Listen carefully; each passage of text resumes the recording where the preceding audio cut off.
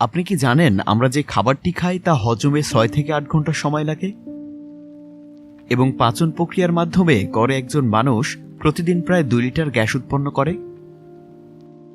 পুরো পৃথিবীতে প্রতিটি মানুষ গড়ে দৈনিক 1 থেকে 2.7 কেজি খাবার খেয়ে থাকে।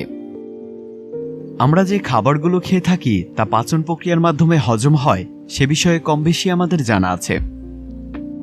আমরা যে আকৃতির বা পরিমাণের খাবারই খেয়ে থাকি না কেন তা ছোট ছোট কণায় ভেঙে কিছুটা পানীয় ধরনের দ্রবণীয় অণুতে পরিণত হয়ে থাকে, যেন তা খুব সহজে রক্তের সাথে মিশে যেতে পারে এবং পরবর্তীতে শরীরের বিভিন্ন অংশে শক্তি প্রদান করতে পারে।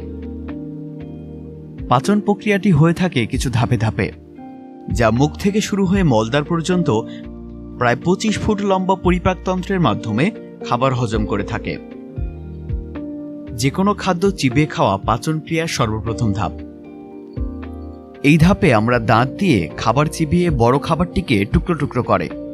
ঠিক একই সময়ে আমাদের লালাগ্রন্থি থেকে পিচ্ছিল এনজাইম বের হয়, যা আমাদের ছোট টুকরোগুলোর সাথে মিশে আরও ছোট টুকরোতে পরিণত করে।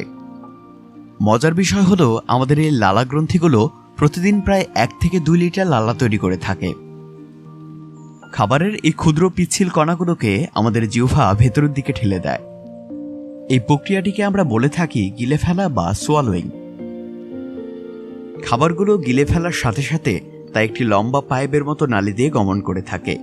এই পাইপটিকে বলা হয় অ্যাসপাগাস বা ফুড পাইপ।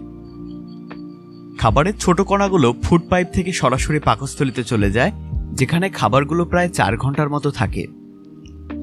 পাকস্থলী থেকে বেশ পরিমাণে অ্যাসিড এবং এনজাইম নির্যাসিত হয়, যা খাবারের অণুগুলোকে আরও ক্ষুদ্র কণিকায় ভেঙে পেস্টের মতো করে ফেলে, যেন আমাদের শরীর খাবারগুলো থেকে পুষ্টি শোষণ করে নিতে পারে।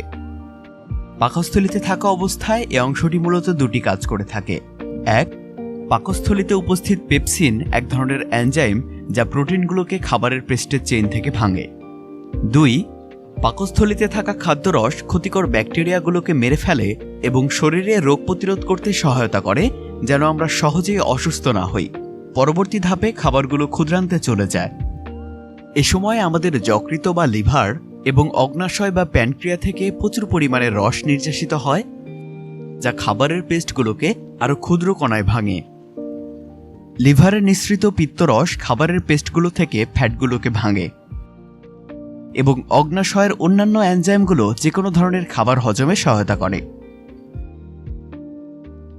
খাবারের পেস্টগুলো আরও ক্ষুদ্র কণায় ভাঙবার পর ক্ষুদ্রান্ত তা শোষণ করে নেয় এবং রক্তের মাধ্যমে সারা শরীরে স্থানান্তর করে দেয়।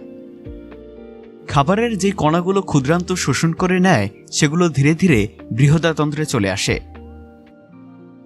বৃহদাতন্ত্র সে খাবারের কণাগুলো থেকে পানি এবং অন্যান্য উপাদান শোষণ করে নেয় এবং বজ্রটুকু মলদ্বারের মাধ্যমে শরীরের বাহিরে বের করে দেয়।